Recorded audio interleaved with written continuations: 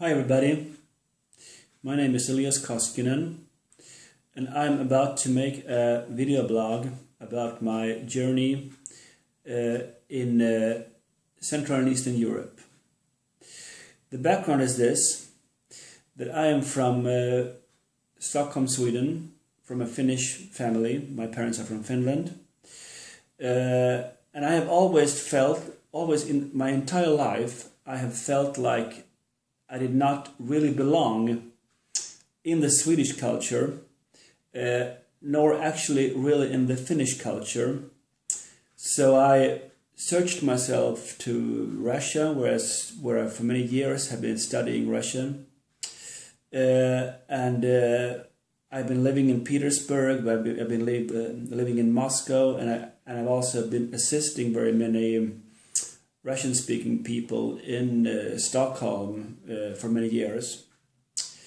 But I also realized that that identity was really not right for me, anyhow, not in that sense. I want to tell you a little bit more about that. My background is this, that in my family home we were speaking Swedish, although my parents are Finnish-speaking Finns. And I felt like a sense of not really belonging anywhere. I felt like I didn't get to be a proper Finn, since I didn't get the Finnish language properly. And I really didn't feel like included in the Swedish society either. Not really because of any kind of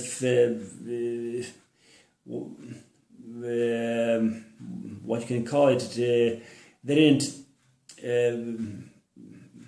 Not really because they wouldn't take me in as a member of the society, because but more like an inner sense of not belonging. I think a part of that has to do with my ADHD and Asperger diagnosis, which I will tell you more about my struggles with that. But another part has been that I felt closer to mentalities of the Eastern Europe. So I started to learn Russian. For many years, I started in my teens to study Russian. I was studying for long periods in Petersburg and in Moscow. And I searched an identity within the Russian culture that I...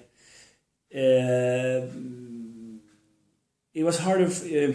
how shall I explain this? Among the people, I really felt like, yes, I was accepted and they were taking me in. I even got many Russian-speaking friends in Stockholm. But I also now realize that that path couldn't really direct me to the right place either. So I took a year in Finland to also search my roots. And now I have been studying for a year in Finland, the Finnish language, and I was living among very many asylum seekers there and people from Somalia, Afghanistan, and Russia. And during that journey, I saw myself in another light, and realized that I have concentrated my entire life upon the northeastern part of Europe, Scandinavia, the Baltic countries, and Russia, and Finland.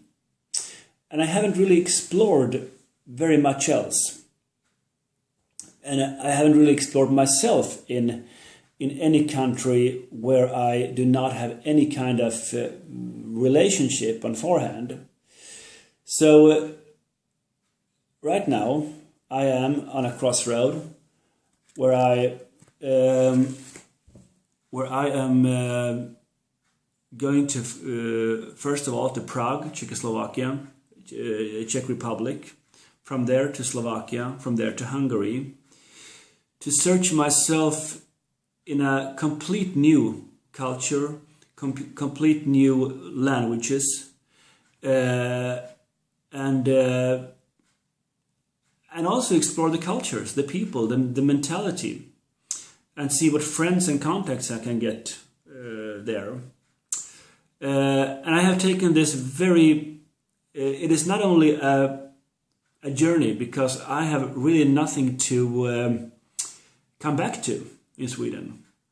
I have left my apartment, which I cannot return to. I have a mother in Sweden, an elderly mother. I have some close friends, so I know, yes, I could probably go back for a month or two, but I cannot go back to something for a long time. That is not a possibility at this time. So whether my first trip will be long or short, I realized that returning to Sweden for a long time is not an option. I can only return to for a shorter time and take further plans. And I have a little basic income, which is not much. It is due to the diagnosis of ADHD and Asperger that I have. I have got a little pension, which is about 470 euros a month, which is not very much. So I'm going to take this journey, and right now I have only about 100 euros. I have paid for my trips to Prague and some trips to other countries. But this is this is going to be a journey, both how I fit into the society, and also how I get along with a very restrained income and budget. So I hope you will find this interesting to follow this journey, and thank you for watching.